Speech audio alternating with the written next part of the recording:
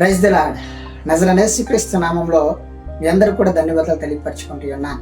దేవుడు ఇచ్చిన కృపను బట్టి, దేవుడి నడిపింపును బట్టి ఈ రోజున నేను మీ మధ్యలోకి వచ్చి ఉన్నాను. ప్రతిరోజు కూడా దేవుడు మనకు వాగ్దానం ఇస్తూ మన జీవితంలో ఉన్న శ్రమను బట్టి, బాధలను బట్టి, కష్టాలను బట్టి మనల్ని ఎంతగానో ధైర్యపరిచి ముందుకు నడిపిస్తూ ఉన్నాడు. అలాగే ఈ రోజున కూడా మరొక మాట తెలియపరచాలని ఎంతగానో ఆశిస్తూ నన్ను మీ మధ్యలోకి దేవుడు తీసుకొచ్చి ఉన్నాడు. ఈ రోజున దేవుడు వాగ్దానం మనం ఒకసారి చూసినట్లయితే నిర్గమాకాండము 20వ అధ్యాయం 24వ వచనం, నీ యొద్దకు వచ్చి నిన్ను ఆశీర్వదించేదను. దేవుడు మాట్లాడుతున్నాడు ఈ రోజున నీతో. నీ దగ్గరికి నేను వచ్చి నేను ఆశీర్వదిస్తాను, నువ్వు భయపడాల్సిన అవసరం లేదు. ఈ లోకంలో దేవుడు అంటే ఏంటో తెలియని వాళ్ళు వాళ్ళకున్న జీవితంలో శ్రమలను బట్టి, కష్టాలను బట్టి బాధపడుతూ దుఃఖంతో జీవితాన్ని జీవిస్తూ ఈ లోకంలో నశించిపోతూ ఉంటారు.